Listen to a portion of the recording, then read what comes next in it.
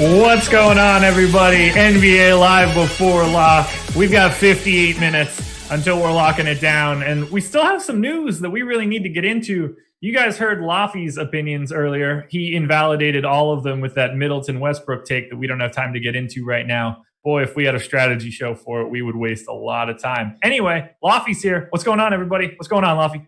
What's up, man? Glad to have everybody with us. Glad to be doing yet another NBA Live Before Lock, man.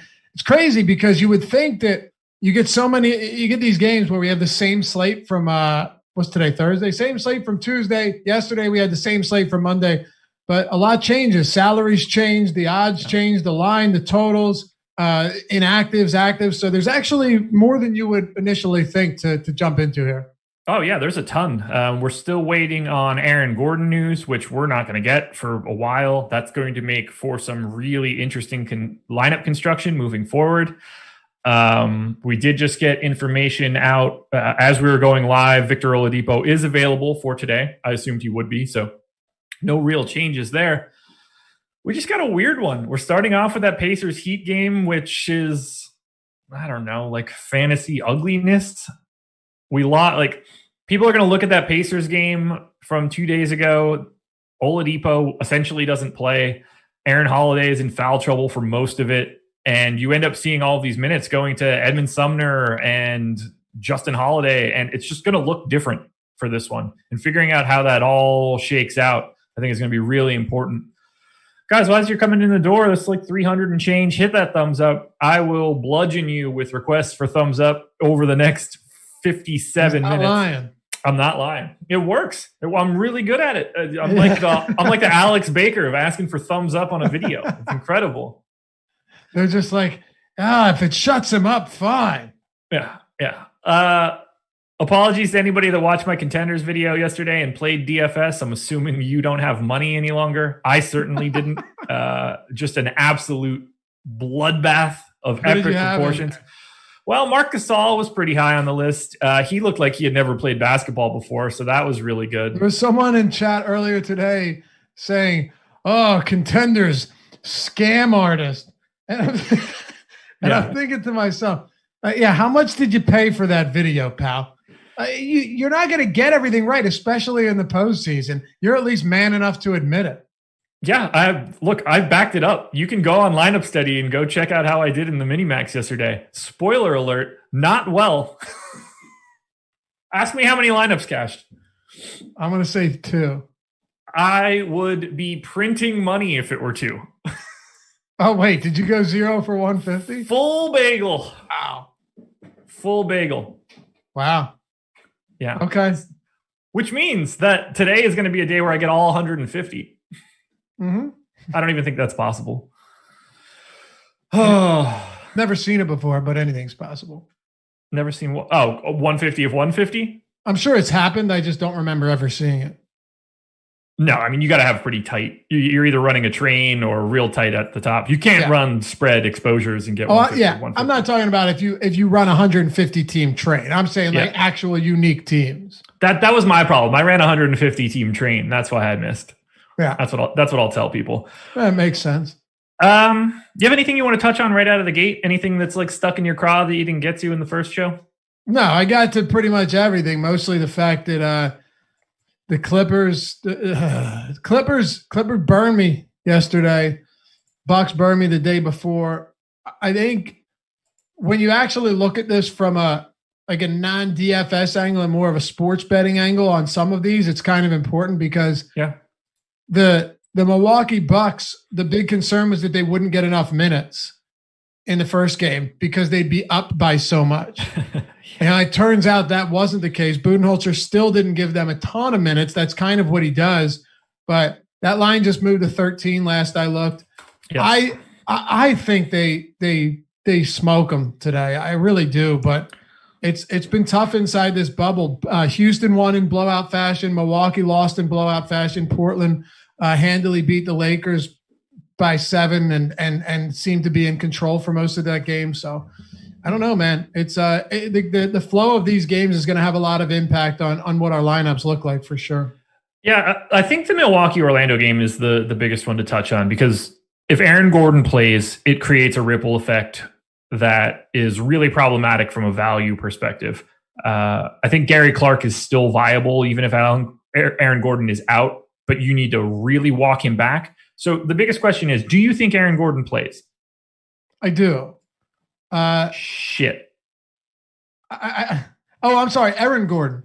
I thought you said Eric Gordon. I was like, is Eric Gordon even questionable? I was reading comments in chat about Alec Burks. I'll get there in a second, fellas. You're as bad as shit my money in the baseball show. He told me that Trevor Williams was out as the starting pitcher for the Pirates. It's the president of the Pittsburgh Pirates organization, Travis Williams or some other shit. You guys get your names right. That's awesome. But no, seriously, do you think Aaron Gordon is playing? I don't. As of now, no, I don't think he plays. I agree. And I need that. But that begs the question then, do you like Gary Clark on DraftKings? I don't expect Gary Clark to shoot 12 threes like he did in the last game. I assume Aaron Gordon is the reason this is happening, but we're not projecting him with any ownership and he's 3,300. Is there something I'm missing here? I don't know if there's something you're missing. He is really cheap. What are we projecting for James and his ownership? 23%. 23%. And Gary Clark, not much at all. Played 28 minutes last game. Yeah. It's a sizable chunk of minutes. I definitely think that Steve Clifford could look to make some adjustments if they go down early. Everything was working for them last game. And that's definitely going to have some impact on what things look like going forward today. But yeah, Gary Clark was the only starter not to close the game out. I don't think that's anything to be particularly concerned about, but of anyone in the starting lineup, I definitely think he's the quickest one to lose minutes. But still, you're not wrong in that if we're projecting him for around, what are you giving him, 26 minutes today? Yes, okay. Exactly. Yeah. So if you're giving him around 26 minutes at 3,300, you could do a whole lot worse. Now, a lot of that is contingent upon whether or not we get Rondo news. Rajon Rondo and different positions, but Rajon Rondo's minimum salary. I'd take 22 minutes of Rondo over 26 of Clark all day long. Oh yeah, I definitely would. But even if you wouldn't, I do look at this and not see a ton of value opening up right now. And there's a lot of expensive players. Look, Rondo's just a better per minute guy by a mile. I completely agree with you. I just might not have the information. Yeah, I think that one's just going to be an impossible thing to deal with until 5 hours from now. So Fournier was garbage. That went poorly. I love him today. The ownership is already there. Your boy Fultz is getting a ton of ownership. He was great in the first quarter, kind of seeded anything interesting to the rest of the team after that. What do you do with Orlando? Because this is the biggest tricky spot for me. And selfishly, that's where I'm going to take these questions to. Fair enough.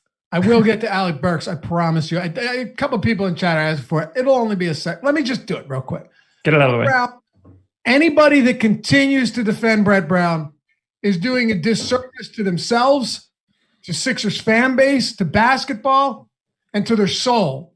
Because when you lie to yourself, you lie to others, and you become a shitty human being.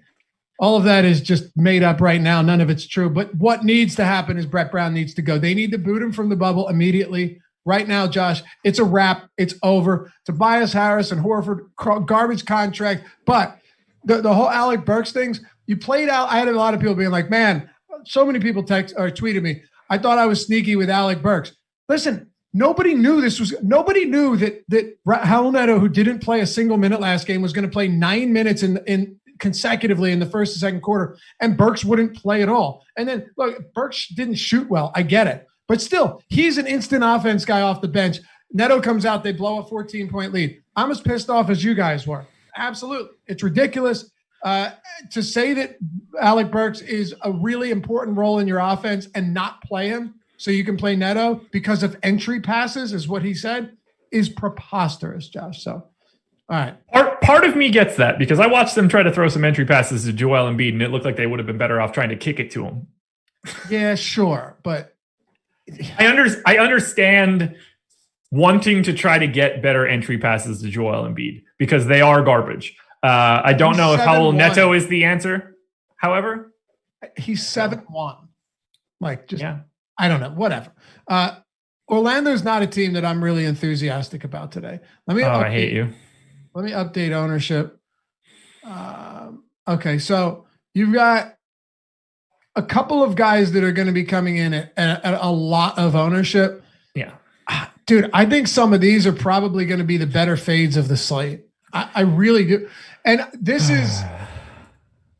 isn't to say like it's a gut feeling thing, but I really, and I hate predicting blowouts. I hate being that. I really think Milwaukee comes out and shits all over them. They're just such an exponentially better team than Orlando. Last game was an anomaly. If it happens again, maybe there's reason to be concerned, and I'll take the L. I'll take it with my head held high. But Markelle Fultz and Evan Fournier are right now two of the highest owned players on this slate. So the question then becomes, why is that wrong? Is it wrong? Like, Markelle Fultz is $4,500. I think that this is the path we need to take with it, because I assume that the Bucks were going to lay the smackdown on the Magic, and I assume every other person on the planet, and given a 13-point line, this should be the thought process. We all think the Bucks rebound from an embarrassing game one loss and just throttle the Magic. Mm-hmm. That is going to be like every single person that's ever watched sports' thought for this particular game. Yeah. Should that matter? Because what we're ultimately doing is trying to play a salary game. Do we think that Markelle Fultz is limited at 4,500 if Milwaukee blows out the Magic? Do I think he performs? Well, look, he had a modest game in a rout the other day. Yeah. He's the one thing that is, in my opinion, very important to consider with Markelle Fultz. Is he better than he was in Philly? Yeah. He's still not very good. And a lot of people, you hate Fultz, Laffy. No, I don't care. What I'm saying is, like, he's not a particularly high ceiling player. He had that one big game against Boston recently, but outside of that, you get 28, 30 fantasy points from Markelle Fultz, and you're hoping for that. Now at his price, Josh, I totally get it. All I'm saying is that, somebody like Evan Fournier coming off a brutal game. He didn't score until the fourth quarter. He hit 3 straight threes, finished with 9 points, 20 fantasy points. He's 5,100. I would have loved Evan Fournier today if he wasn't getting the ownership, but after this last run, he's getting 30+% ownership. Now, to be fair, ownership is very spread out on a 4-game slate. We don't have anyone right now projected above 36%. Keep that in mind. That's on DraftKings. FanDuel's a little bit different. But do I have a huge issue getting away from Orlando a little bit? Honestly, no, I really don't. Like, if James Ennis is going to weigh in at 25% and Fournier's up there at 31%, and these guys are all getting a ton, to me, it feels like a spot where, sure, they all probably won't hurt you, but I don't know how comfortable I am loading up like a single lineup with 3 Orlando players.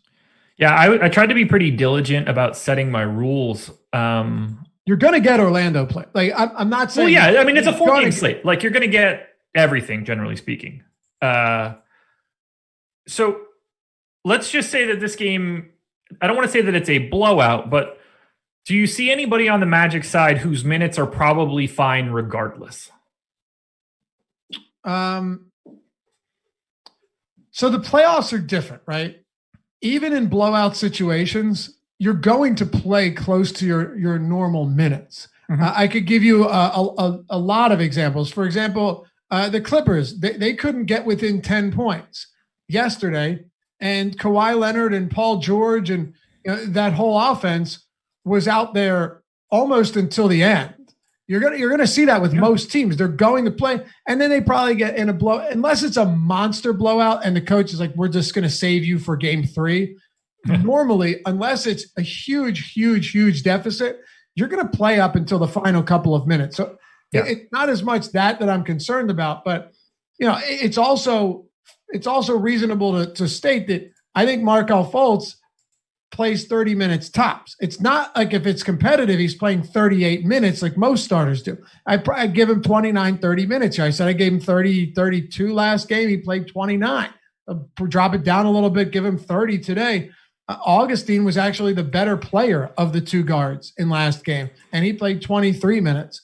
So I'm not worried as much about their minutes, but I also don't think somebody like Fultz is going to play 37 minutes in a competitive game or a blowout. Yeah, I'm just getting hung up on a lot of this. I'm getting so much magic to the top of everything, and I don't really know how to combat it. I would give anything to have Aaron Gordon be ruled in right now. It would kind of it would save me from myself. You wouldn't have to do a damn thing, yeah. It would make it a lot easier to try and figure all this out and sit through the nonsense for sure. I really like Fournier today. And he's been dreadful here. He was bad last year in the playoffs. I have a hard time believing that he's just going to like not want to fix himself today after having like such a gross game. He's still a good player. Yeah. He's still a good shooter. They need 3-point shooting. Milwaukee coughs up a ton of 3-point attempts. Not at efficiency isn't great, but they give up a lot of made threes. You and I discuss this often. Like that is the one area where you attack them because they play at such a fast pace. Yeah. I get that. I do think it's interesting though too that somebody like Terrence Ross is getting very, very little ownership. Well, actually, no, he came up. He's higher than he was. He's around 19%. Wow, he was a lot lower earlier. Even he's getting 19% ownership. I was going to say if Ross is at 9%, give me Ross over Fournier because they're basically the same player in terms of what they're going to do. He's getting a lot of ownership in Josh Engelman's lineups. That much I can tell you. Ross what about the opposite side of this? If you're expecting Milwaukee to just wipe the floor with Orlando, who's the biggest benefactor? Or is it just straight up you're paying for Giannis? Do you think my boy Chris Middleton rebounds a bit? Is it Brook Lopez at $5K? What stands out most to you from the Bucks? The biggest beneficiary in the Bucks system is tough because Budenholzer is the one guy that will actually sit his starters for like the final 8 minutes. At least it feels that way, right? Yeah. I'd say, yeah. Now, if you route Orlando, Giannis is probably having a monster first half again. Middleton was dismal last game. I know we can't get into this conversation, and that's okay, but we can both agree that he had a horrible, horrible game. Yes. Yeah. Can he improve upon this? Well, you can't get any worse. I still don't think 7,200 is all that favorable. Not because Middleton isn't good, but there's a lot of other mid-range options I like. Sure. I like it at center. Bam Adebayo, I would prefer I think he's like 7,500. I think all of them benefit. The thing though is Giannis and Harden in a blowout. Giannis plays in a playoff blowout 31 minutes. James Harden plays 36 minutes. So there's a difference there for sure. Sure. No doubt about that there.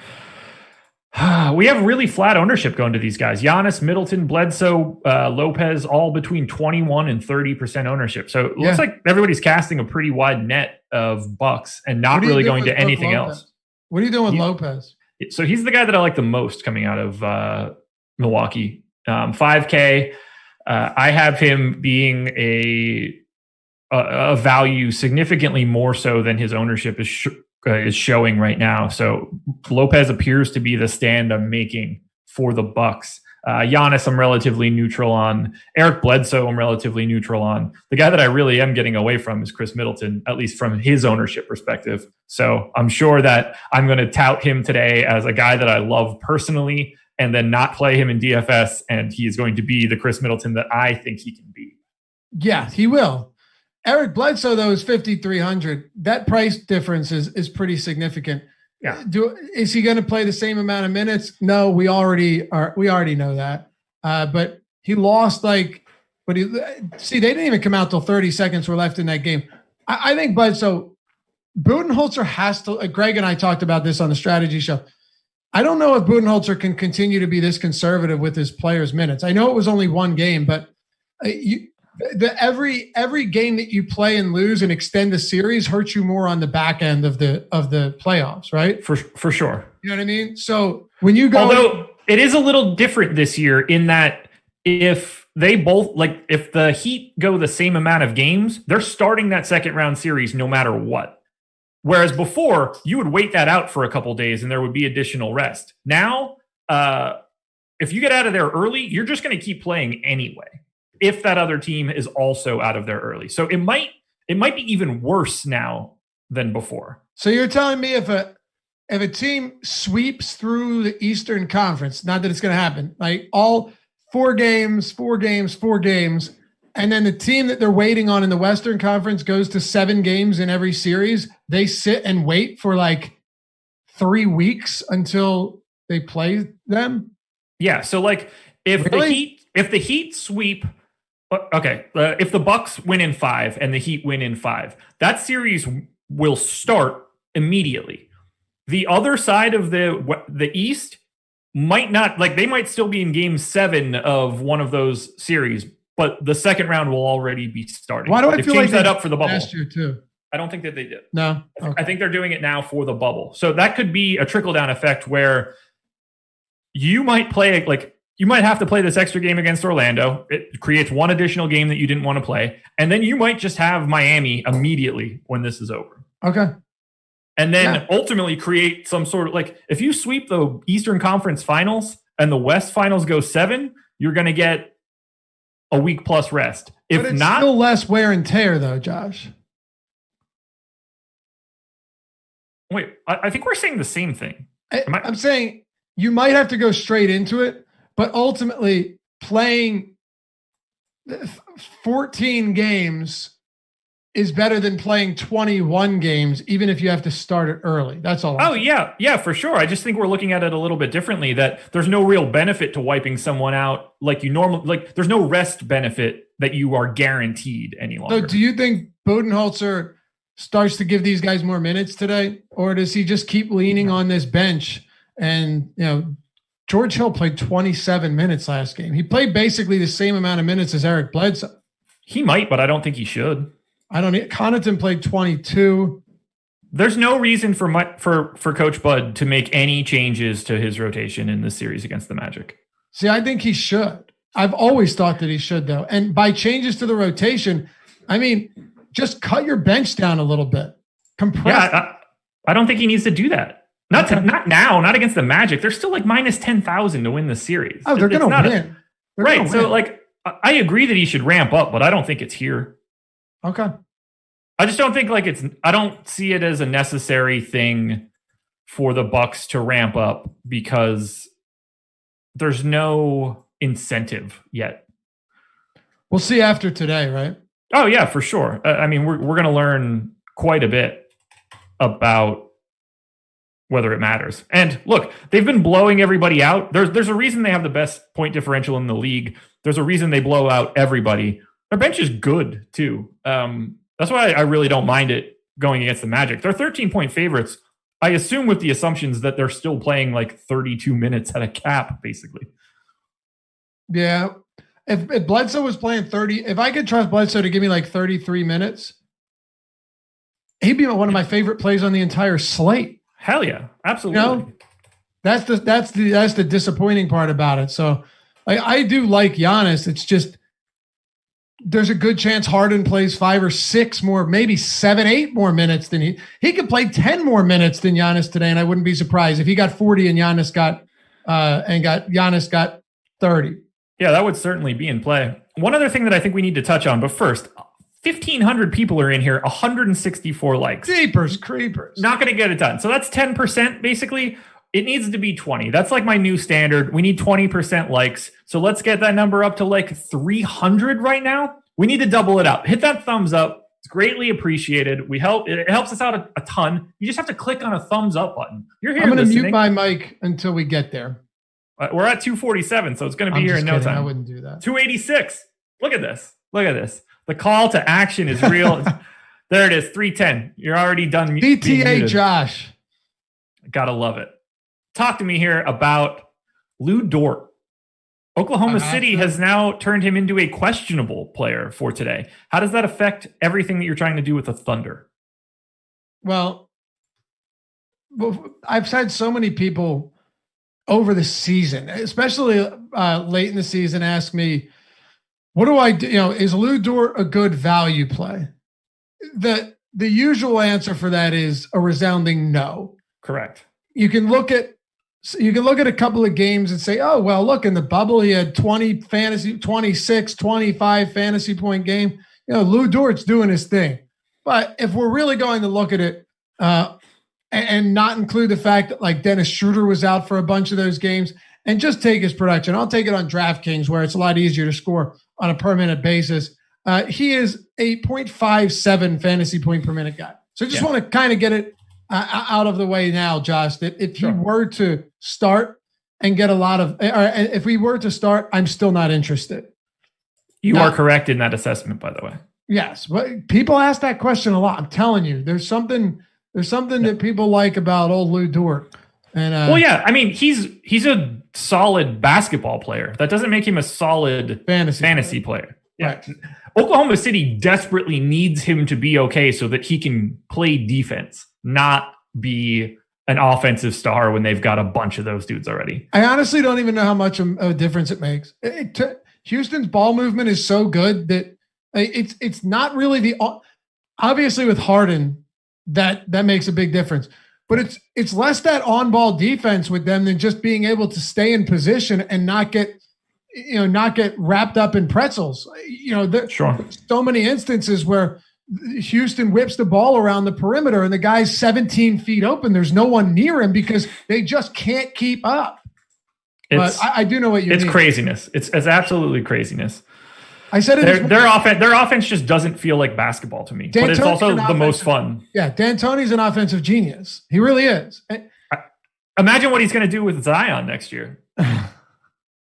So think about this. Houston loses games when teams crush them on the boards. Yeah. But in order to do that, they need to miss shots. They're going to get any open. They get mostly any open shot they want. They lose games when they just miss open shots. And that's kind of the way it is. With Lou Dort, though, how do you see it impacting the rest of this team's minutes? I don't think it matters all that much, honestly. It's not going to affect any of the guys that you care about. Lou Dort coming back is not going to affect Chris Paul, Schroeder, SGA, Steven Adams. Just not going to have any effect. You're just going to see no minutes to Mike Muscala or less minutes to Hamidou Diallo or Terrence Ferguson or Andre Roberson. Like they have plenty of dudes that are complete zeros to just throw a couple minutes at Dort. It all sort of depends on how many. Beasley? I have no interest in him right now because Gallo's going to actually play minutes now. Like Gallo played. Come on, refresh. Gallo played 33 minutes on Tuesday. Like he's playing now. He's not playing 24 minutes and letting Beasley soak up a bunch of extra time. So yeah. Beasley's priced at 4,500. Zero interest. A lot more interest in Gallo, but the price also isn't very appealing. Beasley's per minute production in the bubble is shockingly good. 0.94 FanDuel points per minute. Yeah. And so over his last 5 games, it was like really, really impressive. But I'm with you on that. There's no real need to get there. Let me throw this back to you for a second. Sure. Last game, Houston routed OKC. And a lot of that is because James Harden is. I want to cut you off quickly. Sorry. Jay Crowder will start for the Heat today. That's actually pretty big news there. Sorry. Yeah. No. If you get news, just butt in. I do it all the time when I'm hosting. You have Dragic, Butler, Robinson, Crowder, Bam Adebayo. That's your starting lineup for the Heat. Talk about that afterwards because Kendrick Nunn getting that DNP CD last game. Yeah, absolutely. Harden. Yeah. So, wait, what? You were talking about James Harden there. Oh, I thought you said Hart. Oh, no. I wasn't talking about Hart. James Harden, spectacular. He's gonna do damage. But yes, one of the biggest reasons that they lost that game is SGA and Schroeder were horrible. Chris Paul played admirably in a game where he had absolutely zero help. Give credit to Steven Adams. I was in here just the other day, and everyone said, oh, Adams will get run off the floor. This dude can't hang. He sucks. No, actually, Adams didn't hurt this team whatsoever. He really didn't in 28 minutes, but there was no help. He'd haul in rebounds, and they couldn't help him get shots. So what are you doing with the backcourt for an OKC team that looked absolutely pungent or smelled pungent, metaphorically speaking, of course? I'm playing an overwhelming amount of SGA as of right now. He is my 4th highest exposed player. Overwhelming. Yeah. He's just too cheap. And this is a guy that's going to play, probably 38 minutes or more. He was doing it in the regular season from time to time. I'm going pretty heavy on SGA. I'm going pretty heavy on Adams as well. Pretty neutral on Schroeder. Chris Paul was a guy I had a lot of in their first game. It's not really a direction that I'm going today. So SGA is the guy that I'm looking for. He was so bad in game 1 that I can't imagine him doing it again. So I should get ready for him to be terrible. Is this a bad matchup for OKC? The way that they're built. I know you love to dissect teams like this. So do I. Matchups like this. It hasn't been talked about enough. And trust me, there is a pure DFS angle to this too, because if you can kind of figure out how it goes, it's going to help you. Is this a bad matchup for the Oklahoma City Thunder, given their current lineup? I don't think so. They got a lot of faceless dudes on the wing that work in a matchup against Houston. It really, so much of it comes down to what kind of edge can you get out of offensive rebounds from Steven Adams? Or does the game just need to be turned into Danilo Gallinari at the 5? And that is the answer. Because if it really is Chris Paul, SGA, Schroeder, Gallo, insert 4 here, if it's Dort as your 4th guy, obviously you're really small, but are you negatively small against the Rockets? Probably not. They're longer. I don't necessarily think that that's a problem. That you're getting a different construction of 5 guys, but if it's just Harden and the rest of these goons, I don't think that it's appreciably different. I really like Oklahoma City as a team. You can make a case that they made their moves last year and got better than they were last year, which is kind of crazy. You can't think about it a lot of people are going to see it and just be like, oh, well, Oklahoma City is probably not that good. We can't penalize people. We can't penalize Chris Paul for having a bad contract 2 years from now. Right. He's really good right now. Dennis Schroeder is solid right now. SGA is solid right now. Danilo Gallinari is fantastic offensively right now. Yes. I have no reason to suspect Oklahoma City can't go out there and win this series still. No. It's certainly harder now that they dropped game 1. I don't think they win it. You make good points, but I don't disagree with you in most of it. I don't think they win it. But here's the thing. This is why I say it's tough for fantasy. And by the way, who asked that? Curtis, who do I like best for OKC? Chris Paul. The reason for that is just very simply that Chris Paul, even in bad games, even in losses, is going to have every opportunity to produce. He's going to lead the team in touches, assist opportunities. He's not a bad rebounder at the guard position, and he's going to get up some 3-point attempts. So in a spot like this, that's what I want in a pace-up game. But ultimately, Josh, I see it as Houston's such a hard team to predict because they beat themselves when they lose. Yes. You know what I mean? They beat themselves by missing wide open threes, that it's tough. I expect this game to be much closer today, and I think you're going to get a lot of fantasy value from it. That's why I love Harden. I don't know how much I love from the rest of Houston, though. Robert Covington. Covington's pretty much it, yeah. Yeah, we can get into that one if you want. I know how much you love talking about Robert Covington. Sure, let's do it. I don't know. There's not much to get into here. Look, Houston. The benefit of playing guys from Houston is that you don't have to worry about any sort of super weird Mike D'Antoni stuff. He's probably only going to play 8 guys and that's it. Your guy's going to get at a minimum probably 20 minutes. It's going to be hard for him not to, barring foul trouble. So the question is, do you want to bet on Jeff Green having a stellar game again, or do you want to go to Covington, who had a little bit less of a stellar game? Covington's getting owned big time. That's the only place that gives me a little bit of pause. He's at 35% ownership. you might be able to find a little bit more value trying to pick off whether Jeff Green or Daniel House or Ben McLemore or Austin Rivers is the guy that gets hot here. But I have no issue going to guys from Houston. It's one of the more functionally useful DFS rotations you can find, even though a lot of these guys like Tucker, McLemore, House, Rivers, not exactly like elite fantasy point per minute guys. Right. And Jeff Green's a little bit tougher for me to get to. He's center eligible only on DraftKings. That makes it pretty tough. Yeah. The price isn't bad, but he's shooting at such a high clip. And I know a good amount of those shots are coming within a few feet of the basket, which makes it kind of alleviates some of that concern that he's not going to be able to maintain this. But I'll probably get away from Jeff Green. If he was small forward or power forward like he used to be, that would be a different story. I actually wouldn't hate that in this spot if he got me 30 plus minutes. I don't know what to do with his minutes. I don't get the sense that there is any rotation set in stone for the Houston Rockets. I think that everything is going to be Mike D'Antoni playing to his whims throughout the game.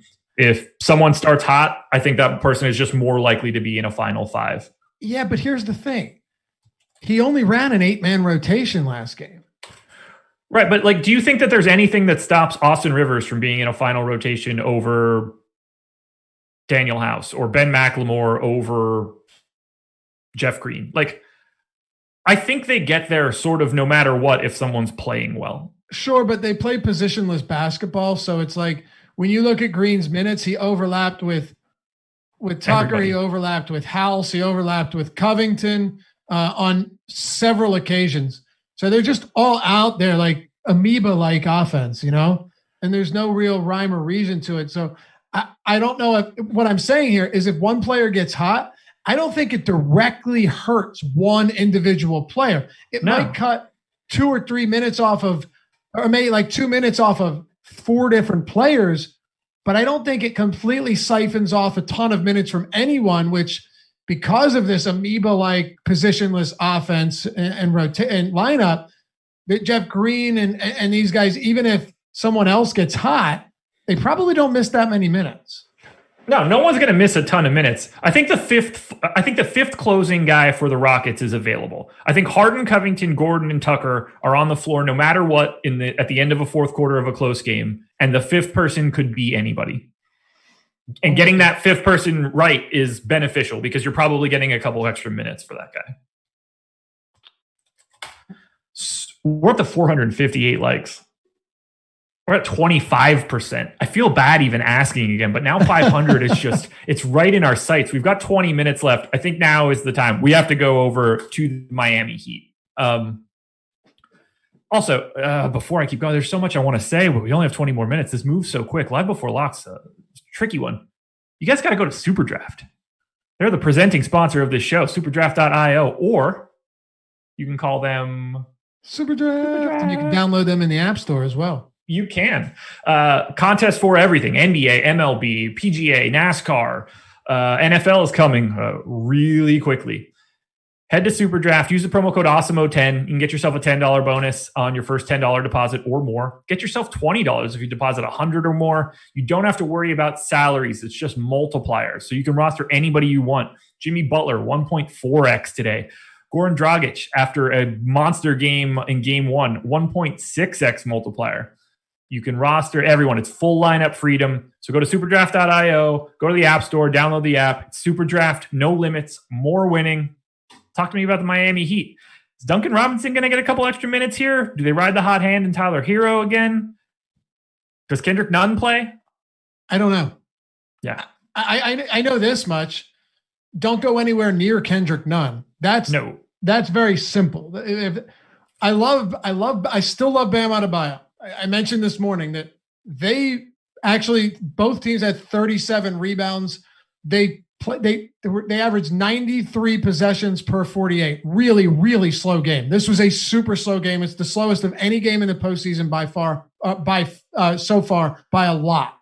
That's concerning, but Bam's just a phenomenal player. I think he should be at least 82, 8,300. He's 7,500.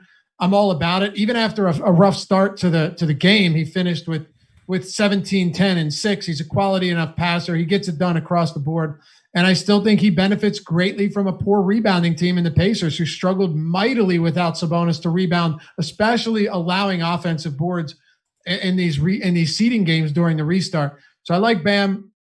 It is going to be a slower paced game, though. We saw that last time out. It's got the lowest total of any game on the slate. And Goran Dragic got off to an awful start, had a big second half. I think he had 3 points in the first half, 21 in the second half. Not fantasy points, real points. Yeah. 5,900. The fact that he played 39 minutes, I think there's some merit to getting there. His ownership right now, last I looked, is around 20%. Butler's around 20%. Bam's around 20%. So they're all really falling into that same 20% range, which makes it a little bit interesting. Yeah, and I have like slightly less than that 20% for all three of them, Butler, Bam, Dragic. I don't really know how to separate those guys. I'm going to get to a little bit more Duncan Robinson, although he's the chalkiest guy on the Heat right now. So it's tricky. I expect him to be out there more than he was in the first game. I really wish this wasn't the first game. I just want to watch a different game at 1:00, but that's neither here nor there. By the way, we got the Pacers lineup in, as you were talking, as expected, Brogdon, Holiday, Oladipo, TJ Warren, and Miles Turner. Anything from Indiana? Because I have my eye on Aaron Holiday today as a value option, not as anybody that I think is like actually good. How much percent of your eye do you have on Aaron Holiday? 24% of my eye. Okay. We're projecting him for 7. So the other 76%, the other 76 can see well. Ouch. That's a blurry 24%. Now, look, it's not the worst. What is he at? 7% ownership? Yeah. People are going to look at his box score and think that he didn't play. I say that because I saw that in my YouTube comments being like, Holiday barely played in the last game. Clearly, no one has any idea how to like actually find out why that happened, which the answer would be foul trouble. Aaron Holiday is going to play 30 minutes today as long as he's not in foul trouble, or at least that's their goal. If he does, there's not a lot of ways to spend down today if you want to try to get more expensive players. So sign me up for Aaron Holiday. That foul trouble was bad. He had 3 fouls in the first quarter. It's funny. Yeah. He caught 2 fouls in the first 4 minutes. And then McMillan tries to bring him back towards the end of the first quarter. He gets in foul trouble. Then he sits for 13 straight minutes, comes back, starts the second half. Boom. 1 minute in, 4th foul. Then he returned and he played 8 minutes in the fourth quarter. Did not close the game out. It was Warren, Brogdon, Turner, and was it Sumner and Holiday that closed the game out? Yeah. Yeah, you got to remember also no Victor Oladipo after the first 5 minutes of the game too. Right. So they did not look at all like they were trying to look at the beginning of the game. No, Holiday should get more minutes. What he does with them is yet to be seen. He's not a good per minute producer, but he's not horrible. At that price, you get 28 or so from him on a slate like this. You're probably pretty happy with it. But it is a slow paced game. It's a pretty ugly game. I'm trying not to go too overweight on Miami and Indiana. Yeah, based on where value is right now on DraftKings in particular, I believe you need 7.7x on Aaron Holiday to like think that you just made the best play in the world. That's 31 fantasy points. I think that's more than doable given the way that this structure is today. Yeah. Anything else from Indiana? No, there's not. Warren's a little bit too pricey for me. I'm not big on Miles Turner. I like the other side of that and Bam Adebayo. I like Brogdon, though. Brogdon's the one guy where I think at 6,900, he's still too cheap. I'm earlier today, if you watched the strategy show, if you didn't, by the way, we moved it to 9:30 Eastern time, Monday through Friday. We might even be doing it on Saturday now. I'm not sure, but you certainly know where to find it. Sure.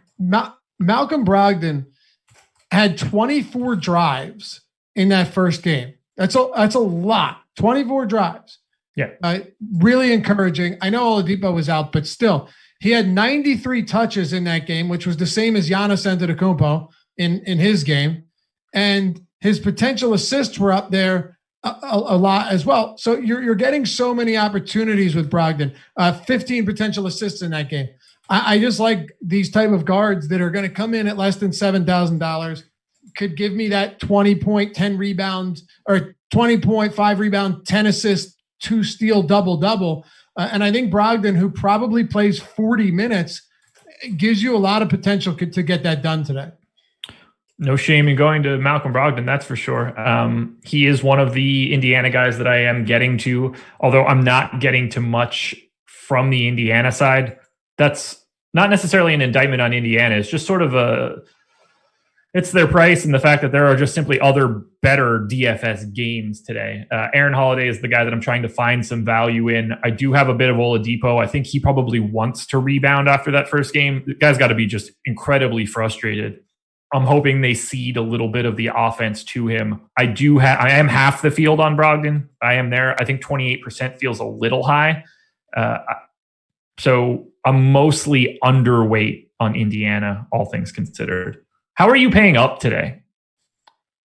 Well, Harden's going to be getting a lot. I've got my eye on James Harden, as one man would say.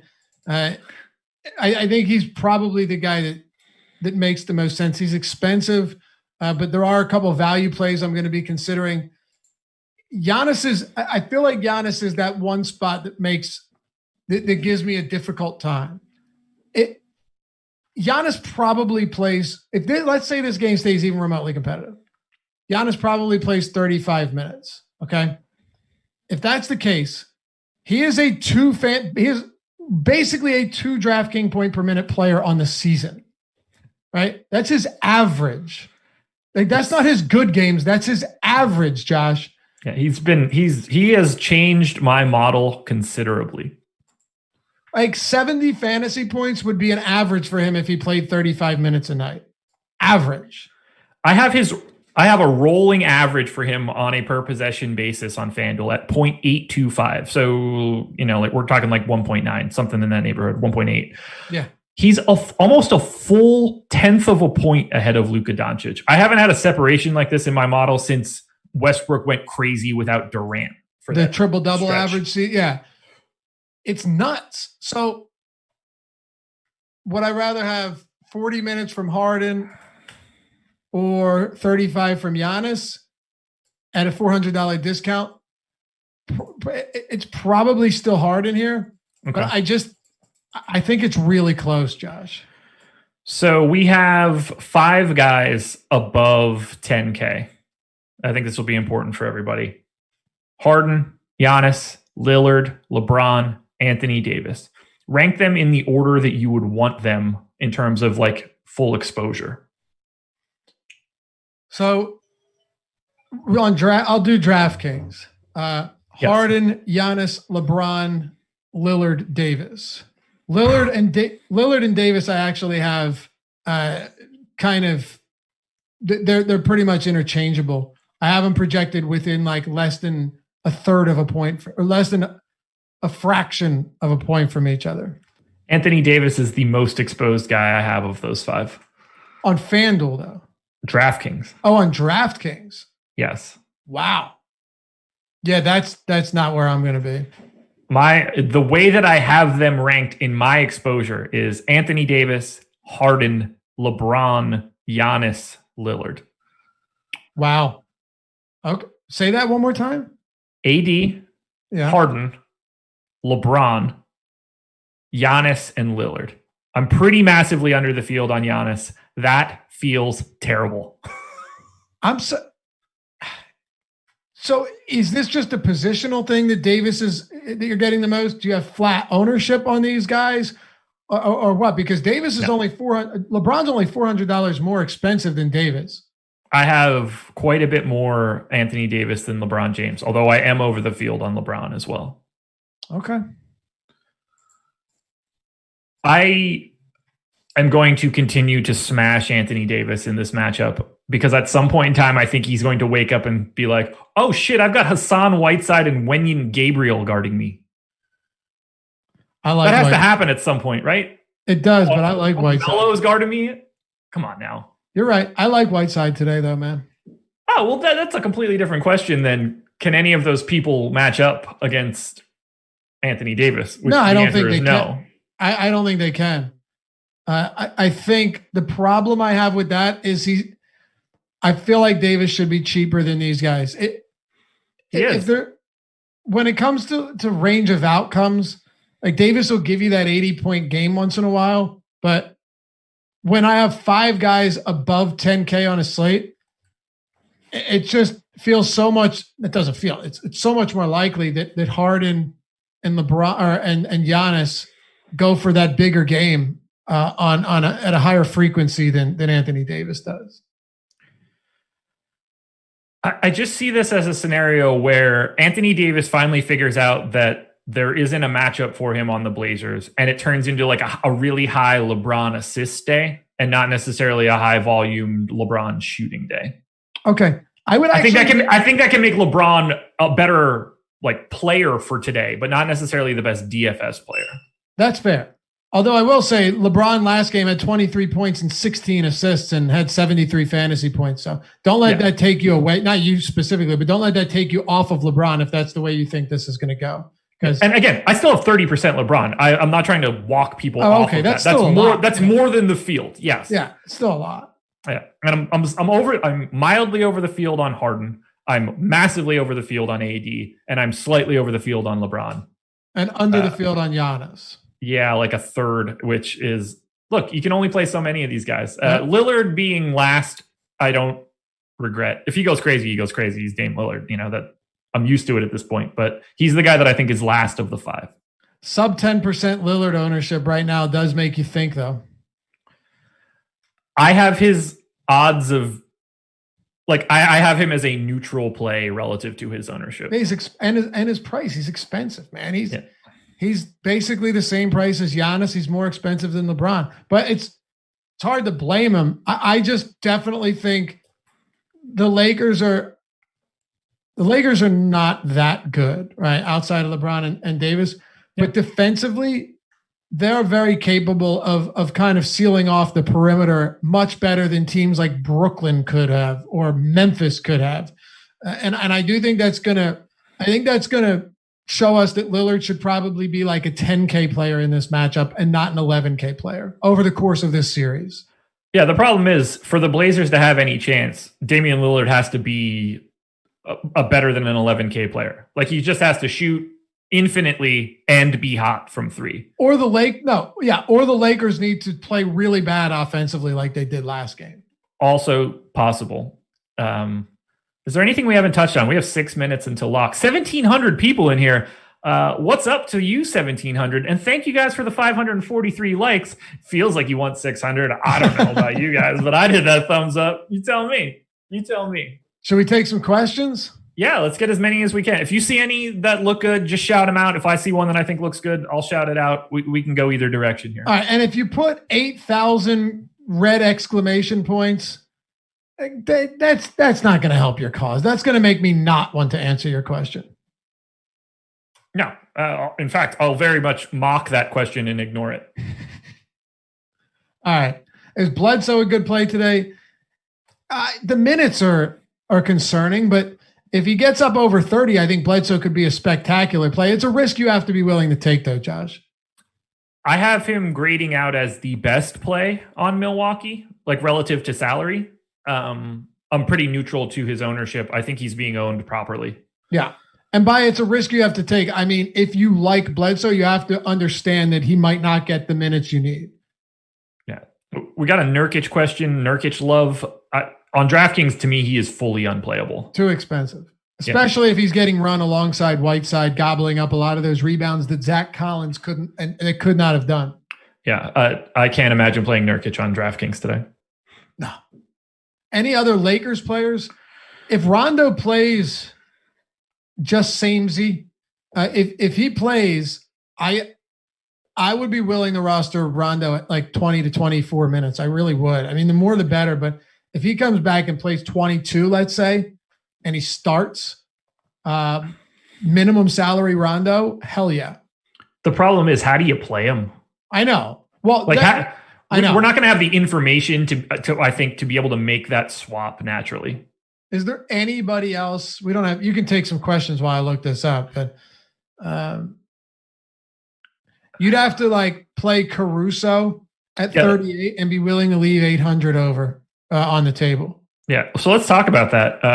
I think no surprises here. I think that Alex Caruso is popping up in the projections from pseudo Alex Caruso. We got 2 questions about Caruso in our premium Slack from Strixstein and Dave. One, just thoughts on Caruso. Dave getting a lot of him in crunches. I don't have him. No, I don't have a lot of Caruso either. You could actually play McGee in the utility and hope he gets like 18 minutes if Rondo doesn't play. McGee's 3,100, but I'd be more likely to leave Caruso there. I'm fine. Because if Rondo doesn't play, like Caruso, I think Caruso's minutes end up being mildly safe, but then again, he was putrid. At least putrid offensively. He was better defensively. That's not really going to get you any DFS points. Yeah, he's going to get a couple of assists, but the problem with Caruso is, man, if you took these steals away from him the past couple of games, he's giving you basically nothing at all. He doesn't rebound, and his usage is shockingly low. It's not shocking, actually. It's expectedly low. You know, it's a pretty tough spot. What else do we have? Crowder or Ennis? Assuming Gordon's out, of course. Yeah. I mean, it's if Aaron Gordon is playing, it's full stop Jay Crowder. I'd go Ennis here, and here's why. One game is going to be ridiculously slow in pace. Another one is going to be Ennis going up against the fastest paced team in the league, and they're just going to run the court. So more possessions. Whenever you find yourself in a spot like that where you don't know the answer, figure out who's going to see more opportunity. Yeah, and I've got Ennis by a hair as well, and slightly more ownership. Augustine or Fultz? I'm going to take the minutes in Fultz, but Augustine had a really good game last time. He was better than Fultz. The problem is that Fultz is only $200 more expensive than him, and he's probably going to play 6 to 7 more minutes than him. Yeah, you have to take, again, opportunity in a spot like this. I'll go with Fultz. Ownership though is something to consider, and if you're playing the ownership game, Augustine's getting way less ownership, Josh. Yes. So don't think it's crazy to say, hey, you know what? In some of these lines, I wouldn't go super overweight on Augustine, but you don't need to at 6%. It does make sense to think, hey, you know what? Maybe Augustine plays really well and plays 26 minutes, and Fultz only plays 26 as well because they play a couple of minutes together. Yeah, I think they're both properly owned right now. So if you've got a really chalky lineup with Fultz, then I don't mind at all making one swap to Augustine, especially because that sort of swap could be beneficial to you in that move. Like, you don't expect them both to be good. And if Fultz isn't out there, it's certainly going to be DJ Augustine benefiting from that piece. Exactly. So I like that as a swap, but you'd be really hard pressed to find someone that thinks that like Fultz shouldn't be more than a coin flip, because he should be. It's like 60-40, 70-30 type stuff for today. Yeah. And Augustine, normally I wouldn't expect him to play in a blowout, but because Michael Carter Williams is doubtful, you actually might get blowout run from Augustine if that happens. Very, very possible. I don't really know what they would do in this case. I think that getting Fultz every minute he can get, even if it is a blowout, is beneficial to the Magic. Whether or not they care about that is a fully different story. I don't disagree with that. Yeah, he's got a big cap hold coming up. We locked 1 p.m. We really wanted this to be at 1:30, but whatever. That's fine. Here we are. You watching this game? Yeah, begrudgingly. I've been trying to watch them all, man. It's been pretty fun having 2 shows in the morning, and then I can just watch a bunch of games. I'll sit in the office, do some work, put the game on. Yeah, I can see most of the first 2 games. I don't see much. I can get to like halftime of the 4th game, and then I'm dead. 5:30 comes quick, man. I've been staying up late to close those out, and then watch inside the NBA. See, look, I'm tired. I gotta crank out Contenders ultra early in the morning in the darkness. Yeah, man, crank it out. Yeah, you know me, cranking it out in the darkness. 617 likes, man. When you're good, you're good. It's If I was as good at DFS as I am at getting likes on a YouTube video, we would be doing these shows for joshengelman.com. That's a nice ring to it. It exists. Unfortunately, though, that's not the case. And so, I'm just really good at getting likes for Awesemo.com, the number one player in DFS, the number one website in DFS. And I'm very confident in that one. How about that Mamba promo before we head out? So you can get a week's worth of our NBA package for $8.24. That's 50% off. This is going to run up until August 24th, aka Mamba Day. You get access to all of our NBA goods, projections, ownership, boom bust tool.